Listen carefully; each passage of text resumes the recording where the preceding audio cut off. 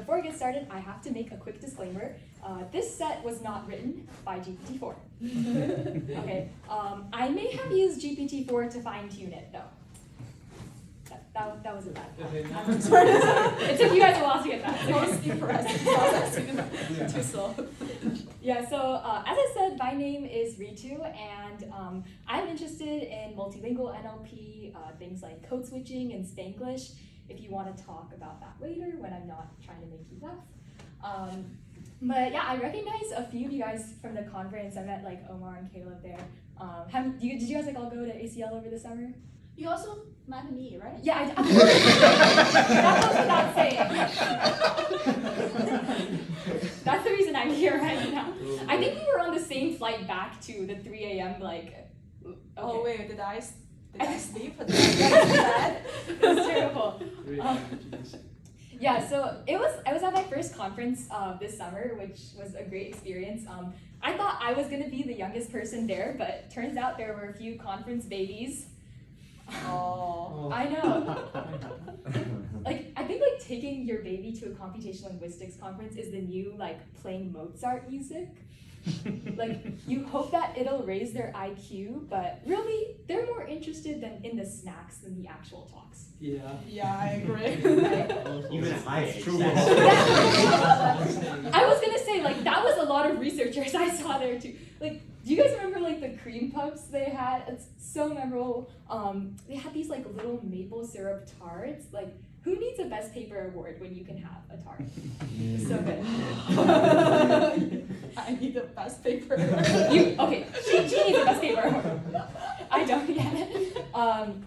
But there was like a lot of really cool research there too, especially like a lot of the projects that your lab is working on are really cool. I love learning about the codenames paper because now when I play codenames, if I lose, it's not because I'm bad at codenames, it's because the other person just didn't understand my cultural complexity. Right?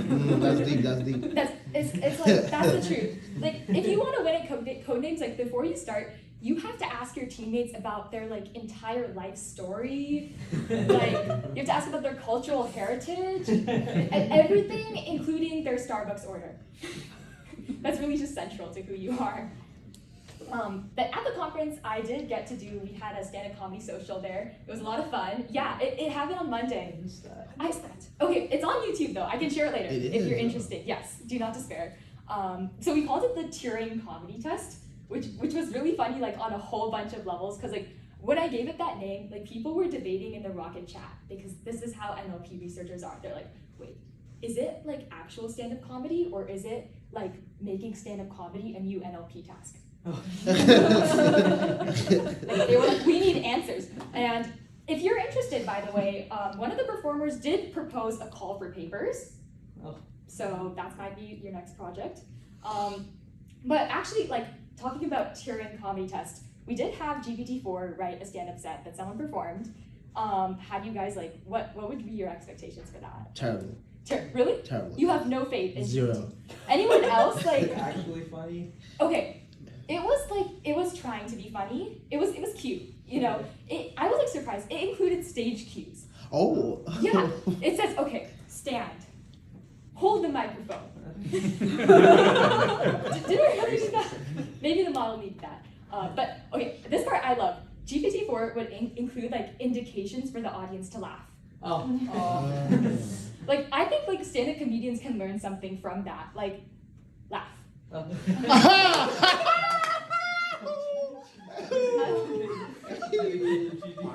the best class award right there. Who needs best paper award? But yeah, okay, wait, so we have people on Zoom. Can you guys hear me okay? No? Yes, great. Yes, great, okay. Awesome. Yeah, you know, virtual meetings are hard, like props to you guys. I'm sure you would never do this because you're all like hardworking researchers, but I knew this kid who, what was that? Really? Okay. I'm just gonna pretend that didn't happen. Oh my. That was harsh. Sorry. Anyway, okay, so yes, I knew this kid during online school who he filmed a video of, he recorded himself just like at his desk, like listening very intently, like a lot of attention, yes. thinking deep thoughts. Then he set that video as his Zoom virtual background. Okay. And then he spent class just like in his bed, chilling, taking a nap. It worked out for like months, you'd be surprised. But he eventually got found out when a teacher asked him a question and he just forgot to change his virtual background. It was a shame. Yeah. He just forgot, just like how NLP researchers recently have been forgetting to cite older papers. Ooh. Citational amnesia? That's our paper. That was your paper? Wait, whose paper was it? You guys' No, I was just. it's the collective. Yeah. Okay, so like I was really like thinking, because you ended this paper with a question, like how can we like fix this, right? So I was thinking about solutions, and I feel like we need a financial incentive to get people to cite older papers, because money motivates humans. Like what if we made some kind of like cryptocurrency that rewarded citing older papers? We can call it Citecoin. Citecoin. On the blockchain? Yeah. Ah. He's gonna develop that right now. Stanford, watch out. And okay, but I mean, it makes sense. Like, there's a lot of exciting things going on in NLP. Like the other day, I was reading a paper called "Every Author as First Author." Oh, I saw that. Yeah. one. Okay, do you want to explain what that is? It's like, what if we just stacked all the authors on top of each other in like the citation, and then we have all the authors and it take the same amount of space. It was funny. Sorry, how does that work? Like, do I put Stack all the names. You have to Stack like all look the- this up. Exactly. Yeah. D dash Omar dash D? No. Literally, print Okay, the name right on overlaps top of all it. of the names.